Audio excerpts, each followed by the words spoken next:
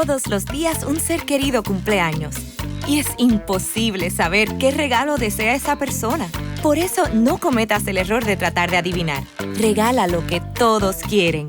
Dales la libertad de escoger sus propios regalos con Vanilla Gift Card. Es el regalo perfecto. Ponle el poder en sus manos con Vanilla Gift Card para todos los cumpleaños. Bienvenidos a Bonita Radio. Esto no es un cuento, esta es la verdad. En breves segundos, la periodista Carmen Enita Acevedo estará con ustedes. Bonita Radio está disponible en Facebook, Instagram, Twitter, Spotify, Google Podcast, YouTube, iVoox y iTunes. Agradecemos a nuestros auspiciadores. Vanilla Gift Card. Nuestras transmisiones son viables también gracias al apoyo de ustedes. Pueden enviar sus donativos accediendo a bonitaradio.net. Allí podrán realizar su aportación a través de PayPal o tarjetas de crédito. También pueden realizar su donativo por ATH Móvil Negocios a la Fundación Periodismo 21.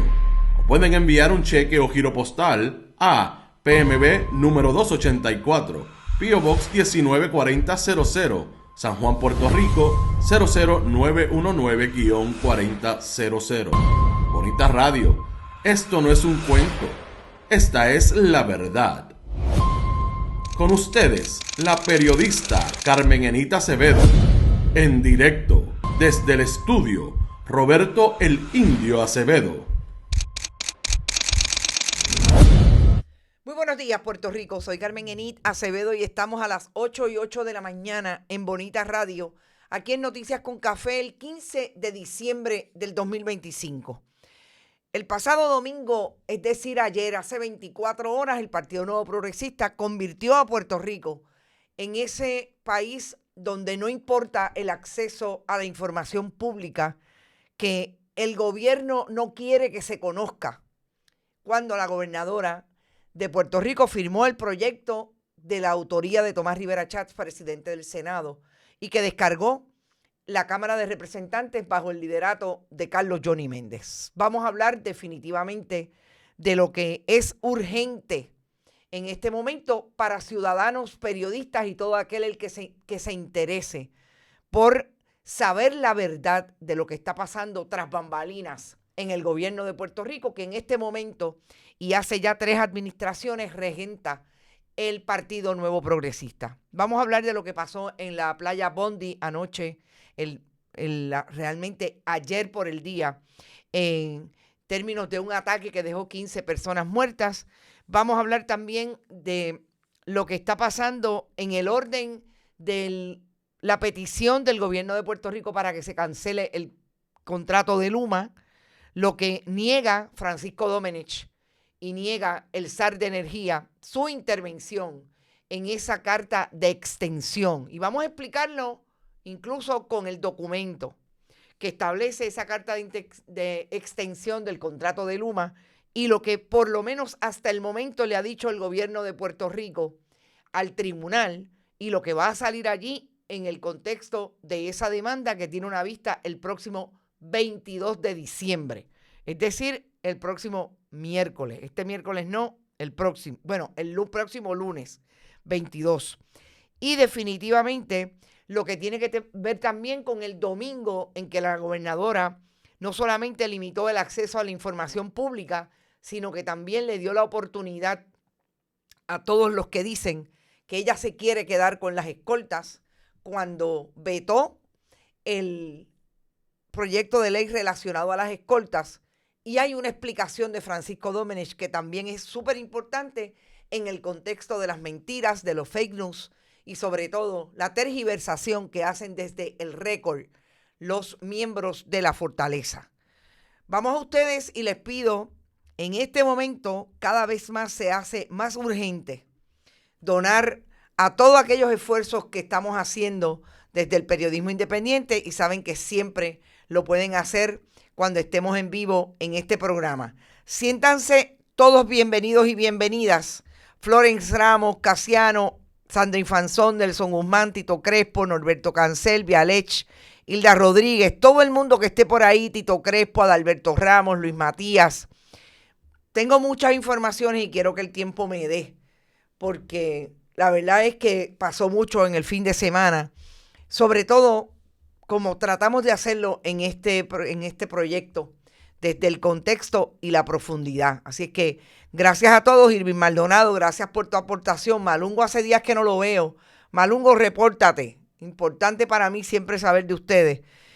Vamos a las informaciones y yo quiero empezar por este asunto de la playa Bondi, que deja a mi juicio un interés, además de por lo que se da en ese contexto de lo que pueden ser los ataques masivos. Ustedes saben que Estados Unidos padece de eso, que tiene en este momento una analogía con lo que pasó en Australia, y se está discutiendo desde ayer, desde que esta información es pública, y es que Australia tiene una ley bastante, digamos, laxa con relación al uso de armas de fuego. Esto fue en la playa Bondi, en medio de una celebración de la comunidad judía en el área de Sydney, en una playa súper conocida. Y allí hubo lo que ya se descubre por parte de las autoridades, un ataque de 2 personas. Lo voy a poner breve, pero lo voy a poner. Son 2 personas que atacan directamente lo que es la gente que está en el área de esta playa. Es padre e hijo ya identificados por la policía, pero más allá de darle la información de que son padre e hijo, 50 años, el padre murió y su hijo de 24 años.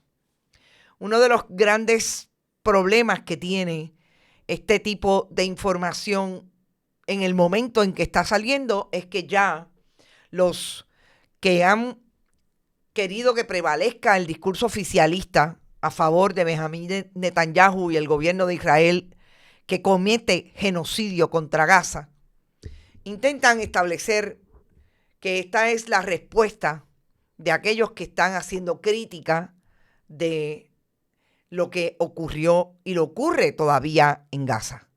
Y me parece que lo más importante que hicieron las autoridades ayer fue decir que sí tienen identificadas a las 2 personas, que no quieren abonar en el asunto ideológico, precisamente por lo que esto puede suponer en un momento en que se está tratando de justificar el genocidio a Gaza de parte del oficialismo, sobre todo de todas las personas y las organizaciones sionistas que apoyan las intervenciones genocidas de Israel contra Gaza, para decir que estos son los que ellos quieren combatir en Palestina.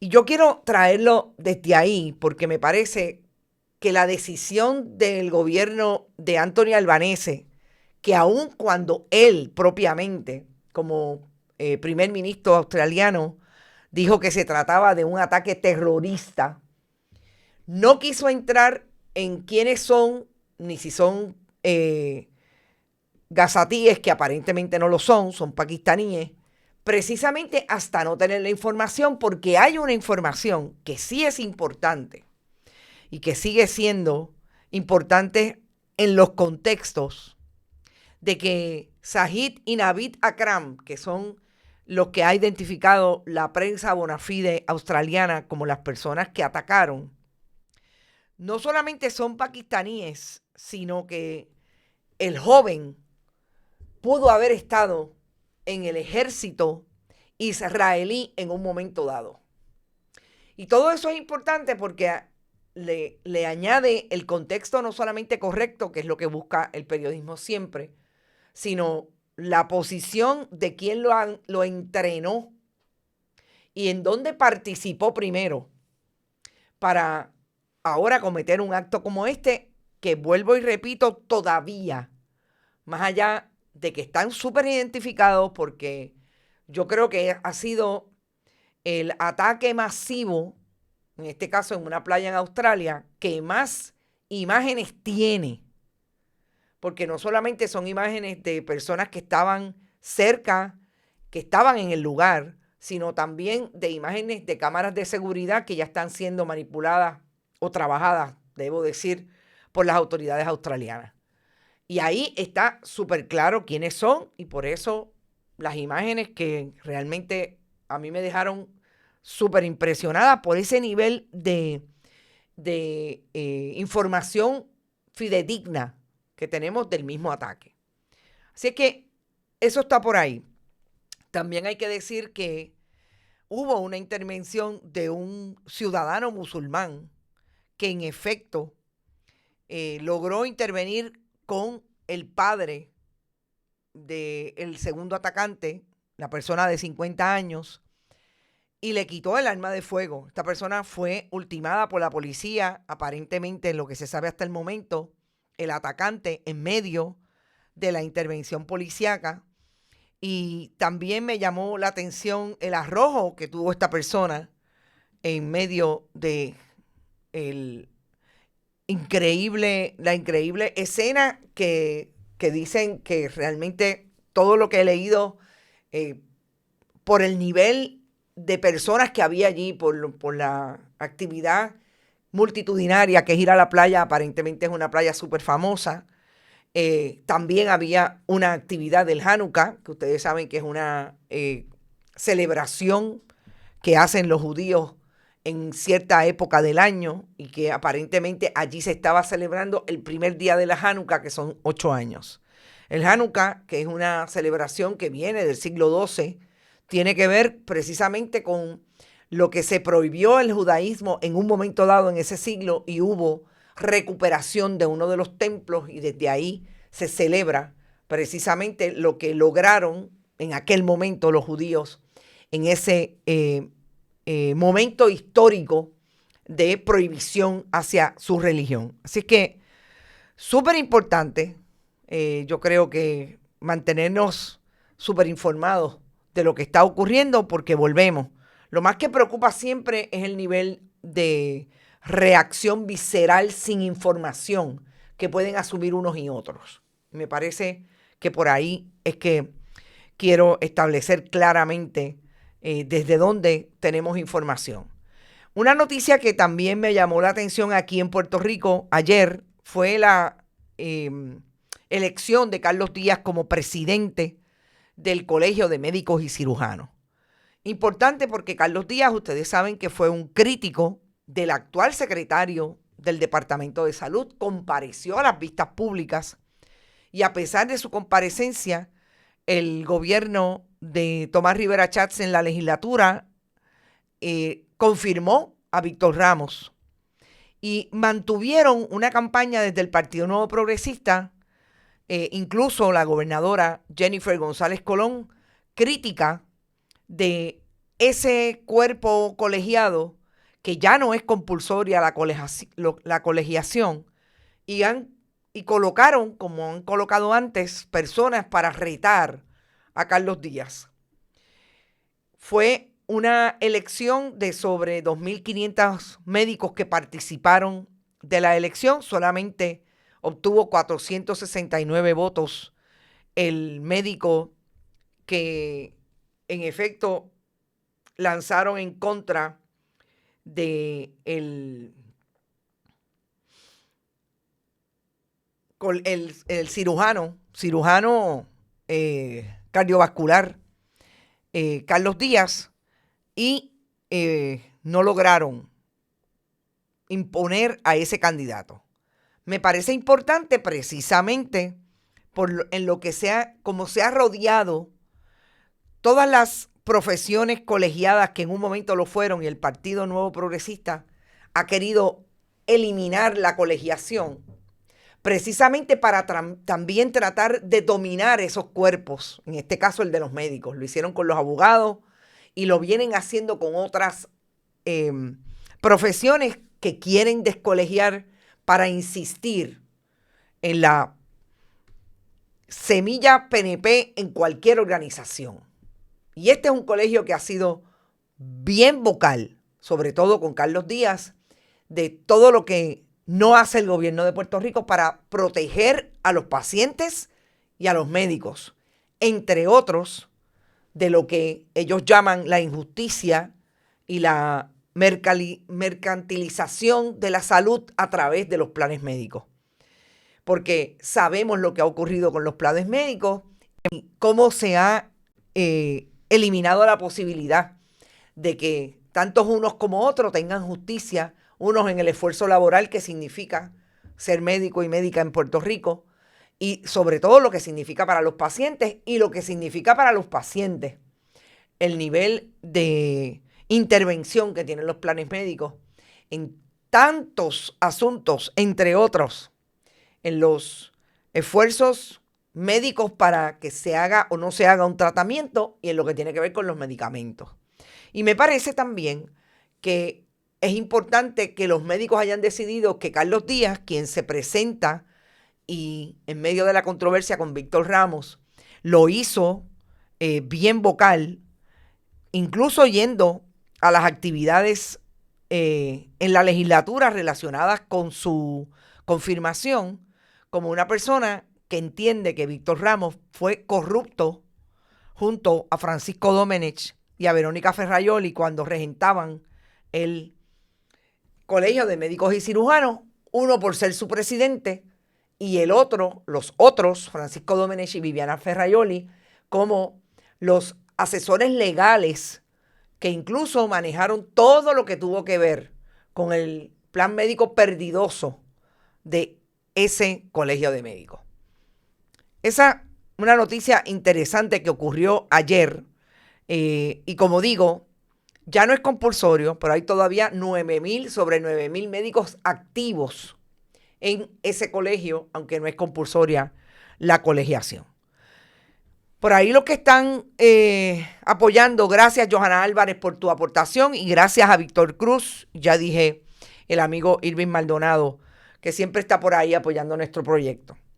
Vamos precisamente al tema de la Autoridad de Energía Eléctrica, Luma, y lo que pasó este fin de semana, desde el viernes realmente, y más específicamente ayer domingo, en medio de una conferencia de prensa que se denomina como En Récord y que el gobierno de Puerto Rico hace desde un esfuerzo de propaganda y relaciones públicas para decir y vaciar los talking points de lo que ellos entienden el país debe hablar, debe conocer por medio de ellos.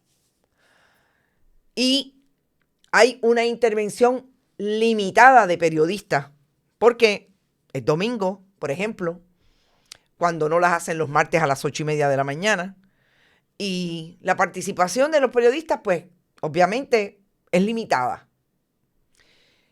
Yo quiero llamar la atención de esto porque si algo va a ocurrir con relación a lo que la gobernadora mercadeó desde las imágenes que vimos, que definitivamente estaban muy bien coordinadas antes del mensaje del pasado jueves, como promesa cumplida, es que Luma está de salida porque ellos fueron al tribunal a decirle al tribunal que la carta de extensión que emitió el gobierno de Pedro Pierluisi bajo la administración de Fermín Fontanes en las alianzas público-privadas, o realmente el COR 3, que son los que, sí, y alianzas público-privadas, que son los que realmente mantienen jurisdicción del gobierno de Puerto Rico sobre el contrato de Luma.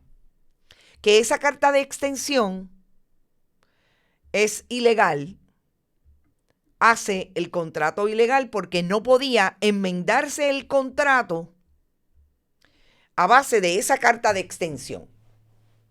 Y ustedes saben que nosotros trajimos un contexto el pasado viernes de que llamaba la atención que el gobierno de Puerto Rico fuera en relación a esa carta de extensión cuando tiene en su cuerpo gerencial a una persona como el zar de energía, que era el director de las alianzas público-privadas. No, lo es ahora. Era el director de la Autoridad de Energía Eléctrica cuando el gobierno de Puerto Rico emitió esa carta que extiende el contrato de Luma. Yo quiero empezar por mostrarles realmente la carta de extensión que se radica en la oficina del Contralor con la firma de Fermín Fontanes. Aquí está esa carta de extensión del 30 de noviembre, porque ese día se vencía el plazo, que realmente le dio la posibilidad a Luma, de acuerdo a la interpretación que hizo el gobierno de Pedro Pierluisi y de Jennifer González Colón, gobernador de Puerto Rico, y ella como comisionada residente en Washington. Lo primero que quiero destacar es lo que siempre he destacado cuando hablo de Jennifer González, comisionada residente de Ricardo Rosselló Nevares y comisionada residente de Pedro Pierluisi. Es que cuando habla Jennifer González y su gobierno de que todo lo que ocurrió en la pasada administración, incluida esta carta de extensión, está hablando precisamente del gobierno en el que ella participaba como la segunda posición electa más importante de cualquier elección en Puerto Rico. Y es la figura de la comisionada residente. Así que Jennifer González Colón está diciendo hoy que aquello que hizo su gobernador, Pedro Pierluisi, y en este caso Fermín Fontanes, que firmó la carta de extensión, no incluye al zar de energía que ella tiene hoy como la persona que dice que esa carta de extensión es ilegal. Yo quiero que estemos bien claros en cuál era la posición que tenía Jennifer González Colón, Pedro Pierluisi, Fermín Fontanes y el zar de energía hoy como director ejecutivo de la Autoridad de Energía Eléctrica.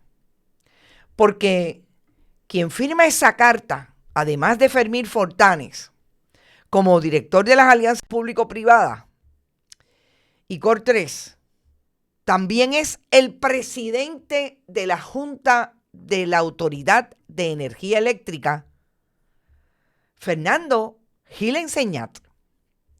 Y Fernando Gil Enseñat era el presidente, pero quien fungía como director ejecutivo, como miembro de esa junta, era precisamente hoy el zar de energía, Josué Colón. Y en esa foto que tienen en pantalla, se ve a Josué Colón no solamente como el entonces director ejecutivo de la autoridad, y esto es una foto del comité de transición del 20 de noviembre del 2024. No, lo hacía también como director ejecutivo, que estaba diciendo junto a Fermín Fontanes y aquellos que están en la imagen sobre lo que estaba ocurriendo con Luma. Ahí está el licenciado Avilés de Lis, presidente comisionado del negociado de energía, y todos los que estaban allí, que eran parte del gobierno y de la administración Pierluisi González Colón.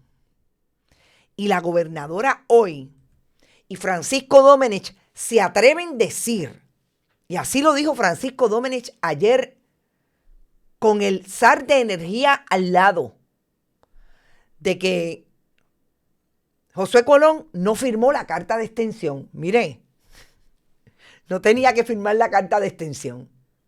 Para empezar, dice Francisco Domenech que uno de los opositores a que esa carta se firmara fue Josué Colón. Yo quiero que ustedes me digan, ¿Cuándo fue que ustedes oyeron a Josué Colón diciendo que él no le extendería el contrato a Luma? Para empezar, ¿cuándo fue que emitió un comunicado de prensa con todos los recursos pagados por el pueblo de Puerto Rico que tiene de comunicaciones y que bastante que le gusta estar en los programas de entretenimiento que conocemos?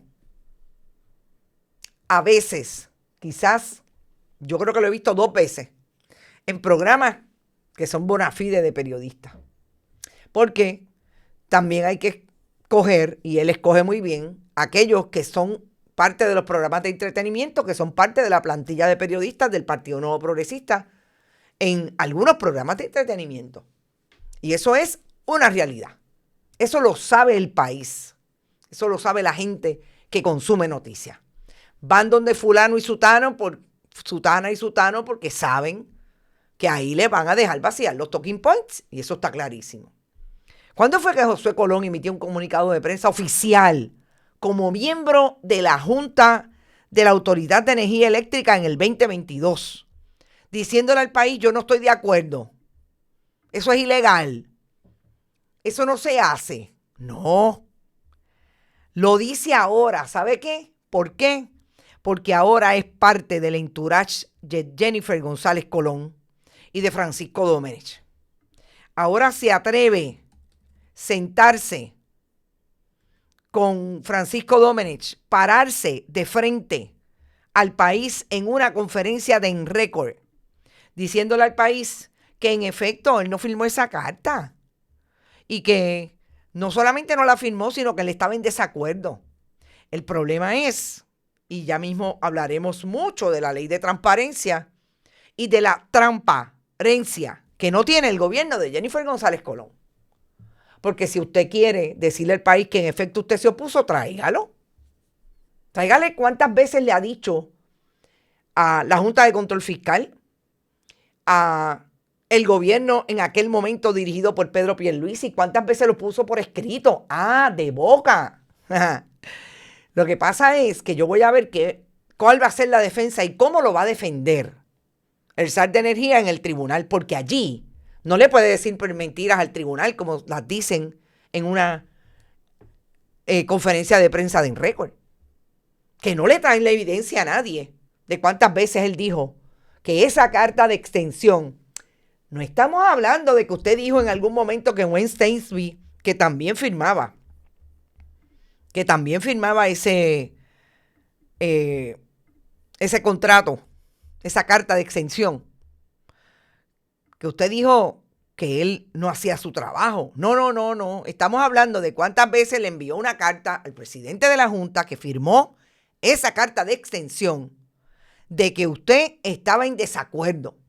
Nunca, gente. ¿Será porque es exactamente igual que lo que pasa con el DTOP? Que no lo tienen y por eso no lo producen. O sencillamente porque quieren seguir entreteniendo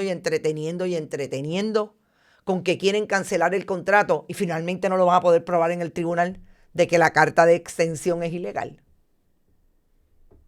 Por eso es que me parece que es un duérmete nene el asunto de que quieren cancelar el contrato de Luma. Porque realmente lo que le dicen al país es una cosa y lo que van a tener que decir en el tribunal es otra. No es la primera vez que lo vemos. Recordemos que sobre todo en el asunto de energía, la gobernadora le ha dicho una cosa para las gradas al país en conferencias de prensa de propaganda y finalmente le dice otra a la Junta de Control Fiscal. Porque ahí las tiene que poner por escrito. Pero es que se creen realmente que el país se puede seguir engañando de la manera en que lo han engañado hasta el día de hoy. Y no solamente ella. Carlos Johnny Méndez, Tomás Rivera Chats, sabemos que hacen exactamente lo mismo. Ahora yo vuelvo y repito.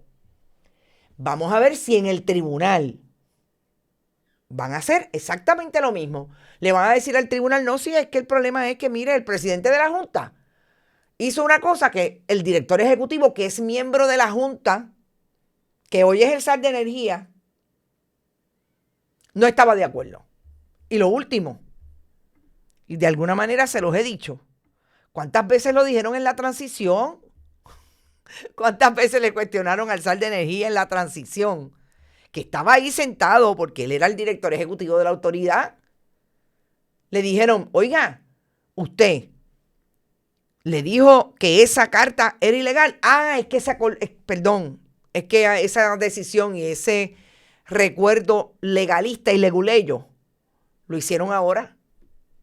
Ahora para tratar de decir que están haciendo algo para sacar a Luma. Y finalmente, echarle la culpa al tribunal. No fuimos nosotros lo intentamos, nosotros estamos convencidos. Si Jennifer González estaba convencida de que esa carta de extensión era ilegal, ¿por qué no lo trajo en el 30 de noviembre del 22? ¿Por qué no lo trajo en el 22? No, ella lo trajo y no hablaba de la carta de exención. Ella decía que había que sacar a Luma porque quería ganar las elecciones. Eso con relación al contrato de Luma que dijeron ayer en esa conferencia de prensa que el SAR de energía, él no. Hay que sacarlo de toda esa controversia porque él no tiene ninguna contradicción. De hoy decir una cosa y en noviembre del 22 hacer y decir otra.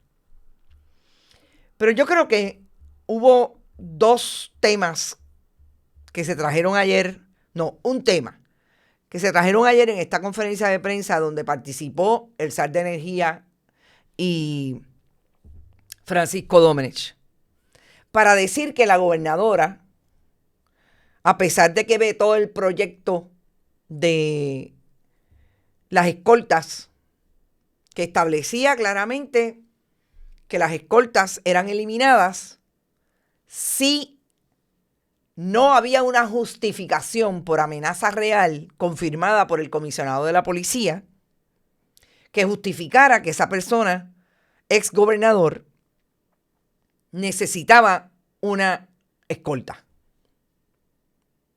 Para empezar, el veto es de bolsillo porque la gobernadora nunca hizo nada con la pieza legislativa. Nunca lo vetó directamente. Se cumplió el término y se vetó de bolsillo.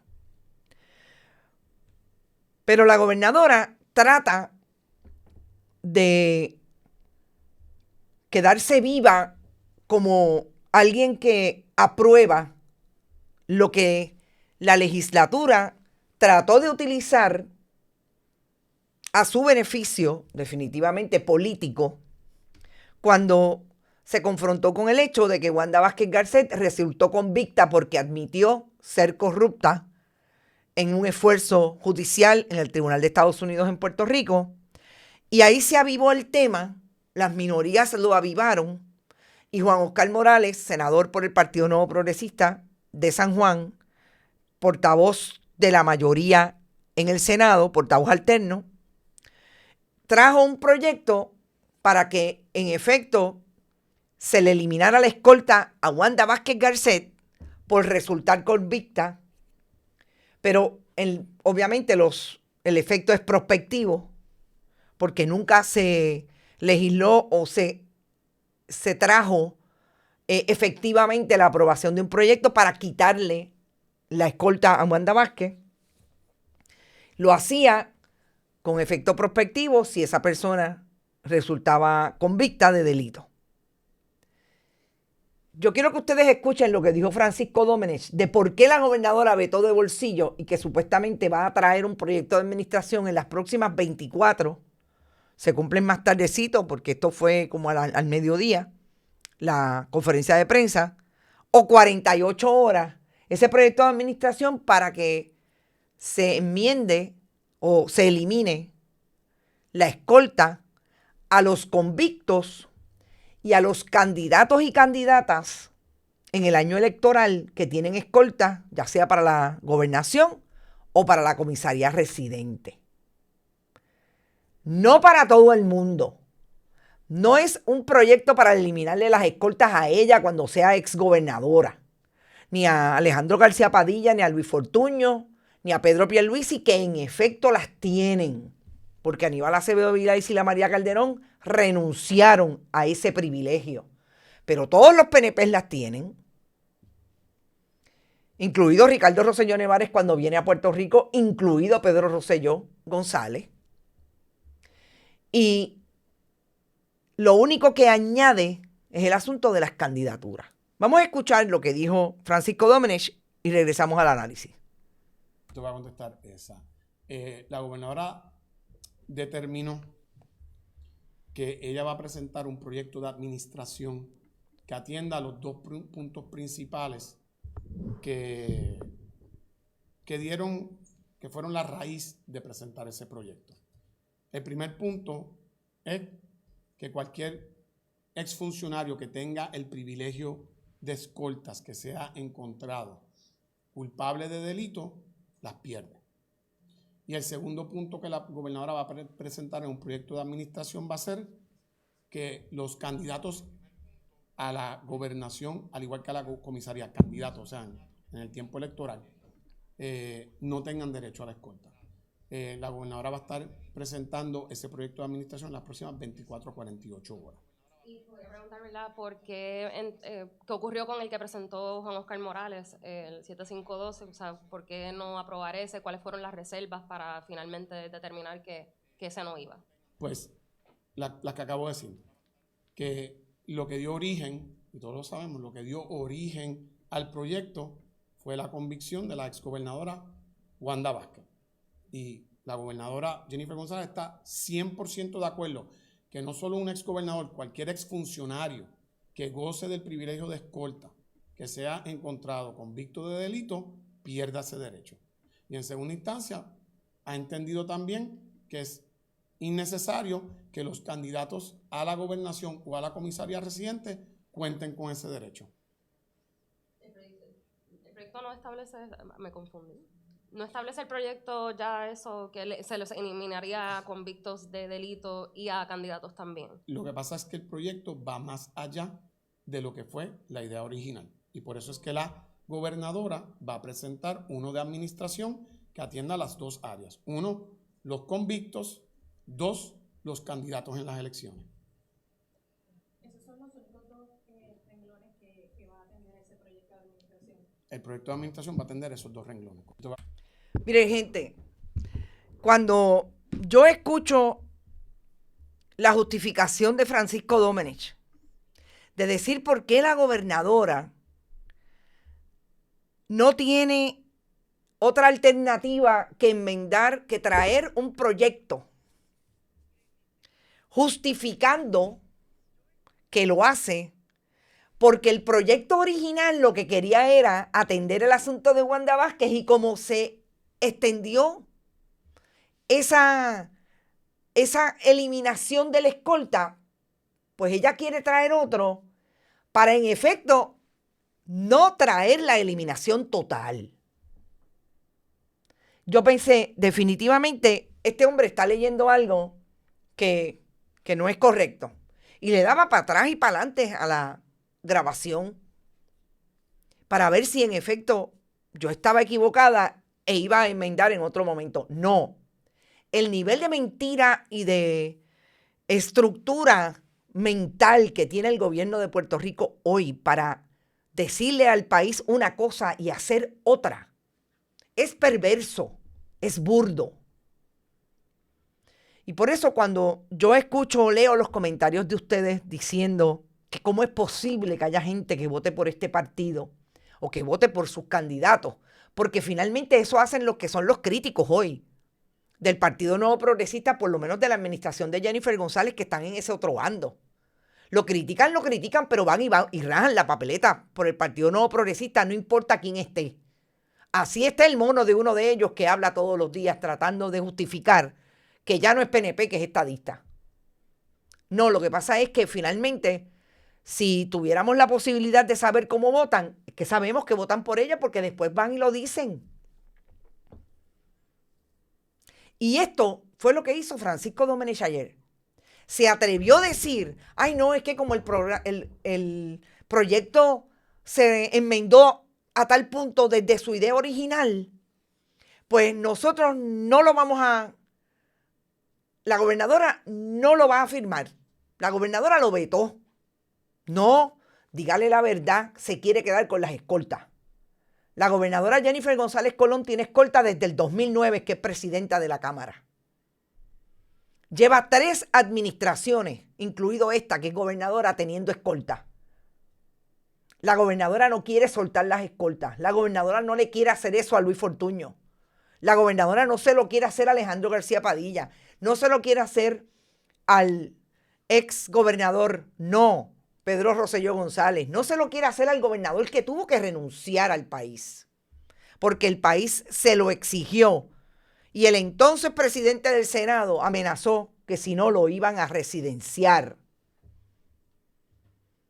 Esas son la gente que tiene escoltas pagadas por el pueblo de Puerto Rico, que llegan hasta que pasan del $1,000,000 todos los años. Que solamente la de Wanda Vázquez Garcet, convicta por corrupción, ascendió el año pasado a sobre $600,000. Por eso es que el Partido Nuevo Progresista ayer le cerró la puerta precisamente a lo que tanto cacarean que son mejor gobierno. Los mejores gobiernos son los que velan por los fondos públicos del país. Y la gobernadora de Puerto Rico se tiró para atrás y dice, no, yo quiero seguir viviendo de la teta, de la chequera del pueblo de Puerto Rico. Yo quiero seguir manteniendo mi escolta, manteniendo la escolta para mi marido, manteniendo la escolta que son hasta 4 guaguas cada vez que usted la ve por la carretera, para que lleve a mami y a los que se montan en esas guaguas que son sus familiares. Y así que lo sigan haciendo los demás. Eso fue lo que pasó ayer con Francisco Domenech, y se atrevió a decirle al país la justificación de que es que la legislación se mandó. Miren, los legisladores, las asambleas legislativas se constituyen en el orden constitucional como un ente separado precisamente para garantizar que trabajan para el país. Ustedes deberían cuestionarse si cuando legislan de esta manera están legislando para el país, independientemente de que sean PNPs que quisieron precisamente pegarse a lo que es una crisis fiscal en este momento, pero sobre todo que es una crisis para su partido porque llevan 3 administraciones y todavía siguen votando fondos públicos entre contratos, etcétera, y entre escoltas. Independientemente de eso, hicieron su trabajo. Se supone que hagan su trabajo independientemente de lo que trajo uno, porque en el esfuerzo legislativo todo eso puede cambiar. Y así se supone que se legisle a favor del país, no a favor del partido. Pero la gobernadora ayer quiere que la gente piense lo contrario. La gobernadora mandó a Francisco Domenech, el muchacho demandado, pero el que manda en el país también, porque hay que ver, ella se turna con él entre quién es el muchacho o muchacha demandado. Eso pasó ayer, para que tengamos claro el contexto. Y por último, la gobernadora no solamente estampó su firma en el proyecto del Senado 63, convirtiendo en ley la limitación al acceso a la información pública. Vetó también otras medidas que trajeron miembros del Partido Nuevo Progresista igualmente, que fueron aprobadas en el Senado. Por ejemplo, hay una de Nitza Morán, hay otra de la autoría de Tomás Rivera Chats, etc. Precisamente en el esfuerzo de la lucha que tiene con Tomás Rivera Chats y el liderato, en este caso también se le une Carlos Johnny Méndez en la Cámara, porque ya Carlos Johnny Méndez desechó a la que llevó a la gobernación cuando le hizo campaña a ella versus a Pedro Pierluisi. Ya eso no vale, porque después del impuesto al inventario y de otros asuntos, pues la gobernadora cayó en desgracia con Carlos Johnny Méndez. En esa lucha, la gobernadora también vetó otras medidas. Pero firmó, y ahí para congraciarse con el presidente del Senado, Tomás Rivera Chats, sí firmó el proyecto que limita el acceso a la información. Y nosotros hemos discutido muchísimas veces lo que significa que la gente no pueda ir a buscar, bajo el estatuto de la Ley de Transparencia, información que ahora de 10 días se extiende a 20 días y que podría llegar hasta 60 días, lo que sería una contestación de la agencia, del municipio, de la institución pública que tenga la información que esté buscando la persona que la pide, sea un líder comunitario, sea un periodista, realmente sea el que sea que tenga interés en la información pública. Esta ley elimina la obligación de entregar la información en el formato solicitado por el ciudadano, restringiendo la entrega en formatos reutilizables como hojas de cálculo. Impone el requisito de notificar a jefes de agencia cada petición, además de exigir que se incluya la dirección postal y el correo electrónico en las solicitudes. No se podrá divulgar información que haya sido expresamente clasificada como confidencial en alguna ley o reglamento previo a la solicitud de información. Y esa imagen de la gobernadora en su mensaje, cuchichando atrás el presidente del Senado, Tomás Rivera Schatz, me pareció importante para describir lo que pasó y que la compañera presidenta del Overseas Press Club, Wilma Maldonado Arrigoitía, dice preciso al opinar desde esa organización periodística y declarar que la gobernadora realmente al firmar el proyecto envía un mensaje de que al igual que los líderes legislativos quiere poner trabas a la fiscalización y al acceso a la información, o que le faltó liderato para enfrentar el autor de esta medida, que es precisamente el presidente del Senado, Tomás Rivera Schatz. Yo quiero empezar por lo segundo. Si la gobernadora no tiene liderato para enfrentar a Tomás Rivera Schatz, eso es un asunto del Partido Nuevo Progresista que está sobre la mesa en la medida en que le afecta a la función pública que ambos funcionarios electos asumieron y juraron que iban a defender todo lo que tiene que ver con los proyectos del Ejecutivo y el Legislativo a favor del pueblo de Puerto Rico. En ese sentido, la gobernadora y Tomás Rivera Schatz están metidos en esa pelea que siempre hemos dicho, el pueblo es quien sale perdiendo. Por eso es que para ninguno de los dos es viable decir que están trabajando a favor del país. Es todo lo contrario. Ambos se plantean que lo más importante es su liderato y no las necesidades del país. Pero lo que también me parece importante que dijo la compañera es precisamente lo que nosotros hemos dicho desde el día 1. Limitar el acceso a la información es limitar la democracia para el pueblo que votó por Jennifer González Colón y por Tomás Rivera Schatz, Carlos Johnny Méndez, y le dio la posibilidad al Partido Nuevo Progresista de tener mayoría en la legislatura. Y la democracia no es ir exclusivamente a votar cada 4 años, todos los días de noviembre que nos toca, y que hay gente que ejerce ese principio o valor democrático cada 4 años. La democracia se ejerce todos los días, no solamente para los que estamos acá, que somos pueblo. Y finalmente vamos a votar. Es también para ellos. Y usted puede limitar la democracia o puede extenderla, expandirla, darle la posición, la oportunidad y el principio básico a la gente desde su política pública de que aquí nada se limita. Y ustedes toman decisiones. Por eso es tan importante decirle la verdad, promover la información, que sea pública, y sencillamente que en el debate usted le pueda dar información a ese país que decida si va o no a votar por usted. Por eso es tan importante que la limitación a la democracia es que usted no tenga la información disponible para denunciar lo que está haciendo el gobierno con los fondos públicos. Por eso es tan importante poder dirimir que cuando Francisco Domenech se sienta o se para al lado del zar de energía a decir que este no tiene la culpa de la carta de extensión, le están mintiendo.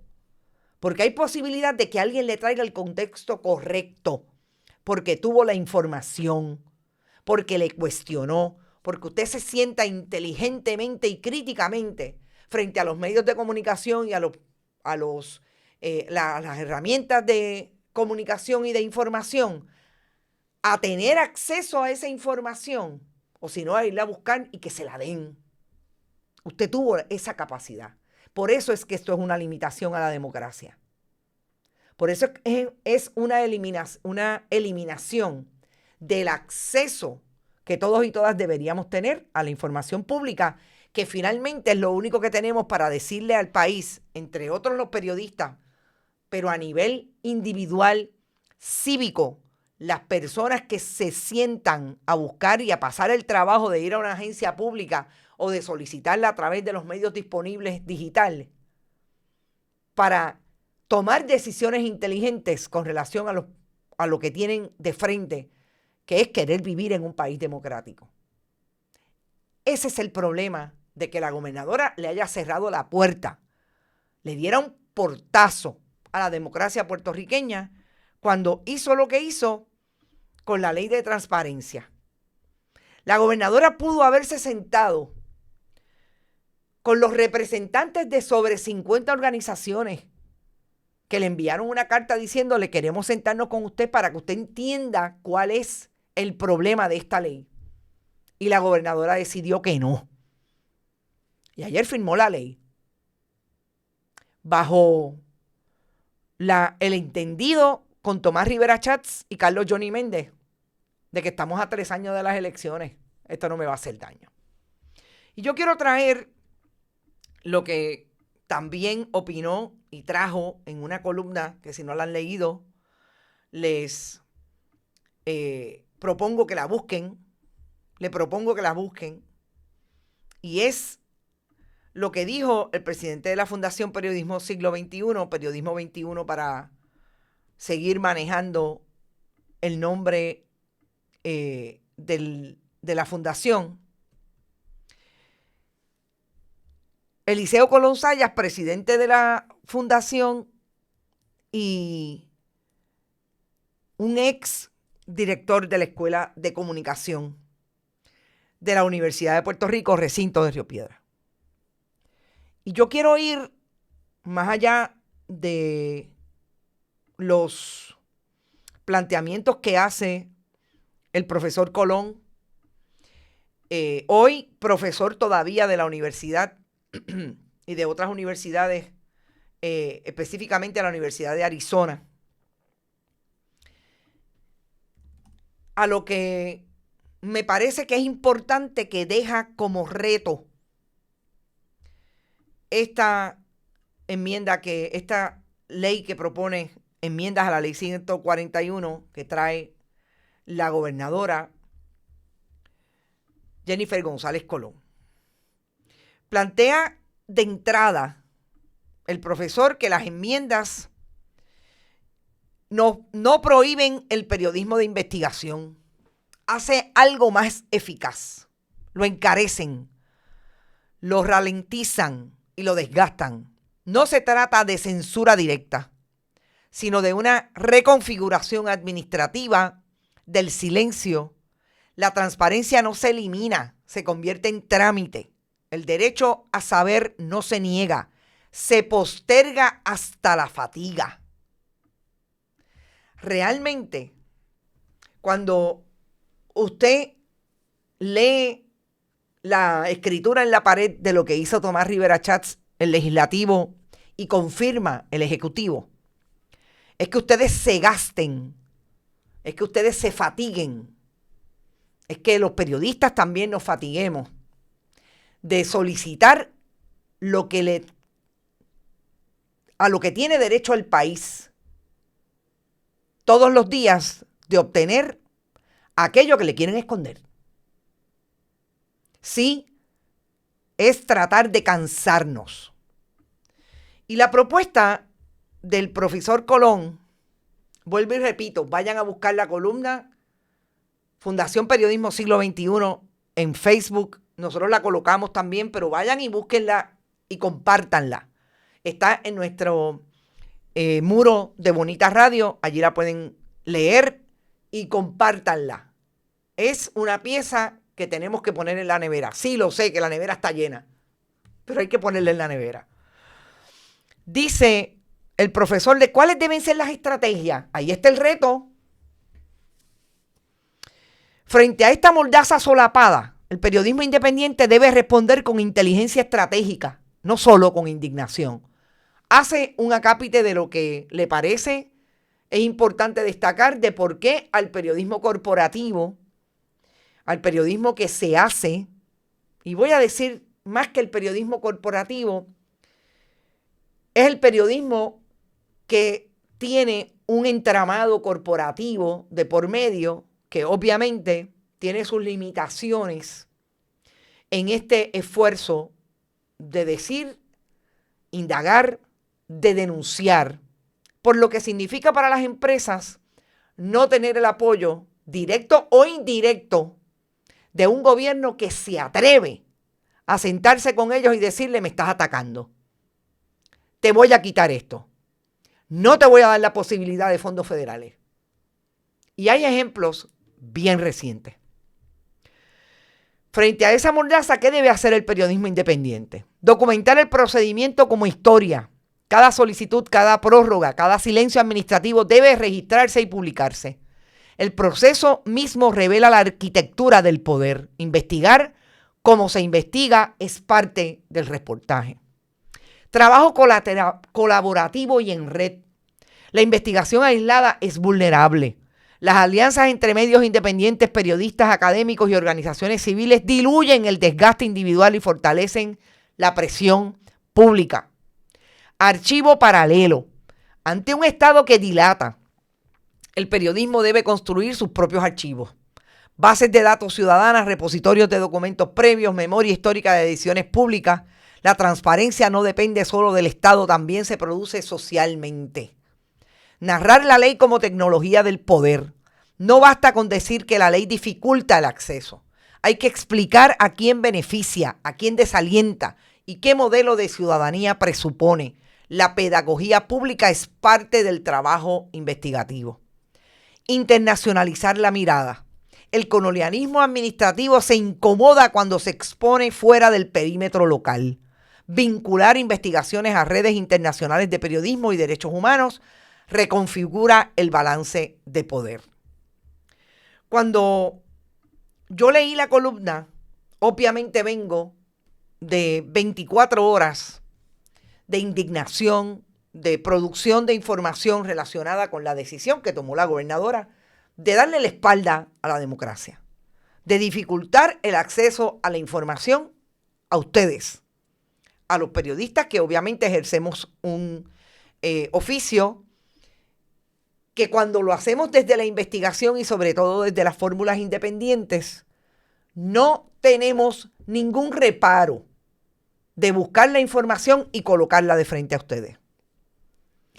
Y pensé precisamente en el desgaste, en lo que plantea el profesor, que tiene que ver con ese desgaste, que es lo que quiere Tomás Rivera Chats, Carlos Johnny Méndez y Jennifer González Colón, que tengamos aquellos que hacemos este trabajo todos los días, que hacemos este trabajo con sacrificio. Y pensé que es legítimo, pero yo creo que es bien importante que las herramientas de nuestro trabajo las pongamos al servicio de esa búsqueda. Y en efecto estoy totalmente de acuerdo que de la manera en que se construye la historia de aquí en adelante, de lo que significa ir a buscar información para el grupo comunitario tal, para el periodista o la periodista que está haciendo uso de las herramientas que conocemos para buscar la información, sea parte de la historia. Delatemos, denunciemos a los que nos quieren limitar el acceso a la información pública. Esa es una historia obligada de aquí en adelante. Dejar de fondo lo que hizo el Partido Nuevo Progresista cuando Jennifer González Colón firmó esa ley. Que no es un problema de populares independentistas porque obviamente toda la oposición política ha traído su posición y su opinión relacionado con eso, lo que significa que es un problema del país, que es un problema incluso de aquellos de los que votan por el Partido Nuevo Progresista, que es esa limitación la que no nos da la posibilidad de que este país crezca. Y en ese sentido, y yéndome a una línea bien clara que me tiró Ivette Grajales en esta conversación del chat que ustedes tienen y que comparten y a veces puedo ver completa. O a veces puedo ver precisamente esas líneas que ustedes traen que me plantean un asunto puntual. Me dice Ivette que me convertí en la enemiga número 1 del Estado en relación al tema de la Autoridad de Energía Eléctrica. Yo realmente creo que si nosotros queremos seguir haciendo crecer este país, la gente tiene que entender que somos aquellos que hemos puesto nuestra capacidad al servicio del país, independientemente de lo que eso signifique, como dice Ivette, que te conviertas en la enemiga número 1, porque así lo quiere ver el poder, porque nosotros lo cuestionamos. Este país tiene que entender que estos son los grupos, estos son los esfuerzos, incluidos los comunitarios, que tiene que apoyar para que se pueda hacer haciendo lo que nosotros queremos seguir haciendo, y que yo le adelanto a Jennifer González Colón, a Tomás Rivera Chats, a Carlos Johnny Méndez, a todo aquel que son críticos de nuestro proyecto de investigación, a los estrategas de comunicación, que yo no voy a dejar de hacer, independientemente de lo que ya me ha costado, seguir haciendo este proyecto. Yo me quiero levantar todos los días mirándome a la cara a sabiendas de que estoy haciendo lo correcto. Y de aquí en adelante, no solamente que ya desde hace algún tiempo lo estoy haciendo, voy a hacer la historia de cuántas veces nos quieren limitar en la búsqueda de esa información. Lo único que le voy a pedir a todos y todas las demás es que nos sentemos a hacer eso que también propone Eliseo Colón. Tenemos que socializar el periodismo independiente. Tenemos que vincularnos a las comunidades. Tenemos que vincularnos entre nosotros y nosotras con la rigurosidad ética que definitivamente es obligatoria en este trabajo. Y dejarnos de los protagonismos de que lo saqué yo primero. Eso, el día que logremos hacer eso como grupo, también habremos ganado. Y yo creo que ese es el mejor mensaje que podemos de aquí en adelante. Duro, pues claro que sí, que se precariza el oficio, que es difícil, claro que va a ser difícil. No ha dejado de ser difícil para los que lo estamos haciendo sin capacidad económica. Hagámoslo todo de una vez y por todas. Digámosle al país que estamos disponibles y que vamos a seguir estando disponibles para que ellos tengan la información que el gobierno de Jennifer González y de su liderato político del Partido Nuevo Progresista nos quieren limitar. Lo vamos a seguir haciendo, que se vuelquen todas las fuerzas del servicio público que en este país quieren un mejor servicio público, que están allí dentro y que también le están tratando de limitar su capacidad de hacer buen trabajo, porque lo único que quieren es que el partido gane. Así es que cuenten con Bonita Radio, cuenten con eso.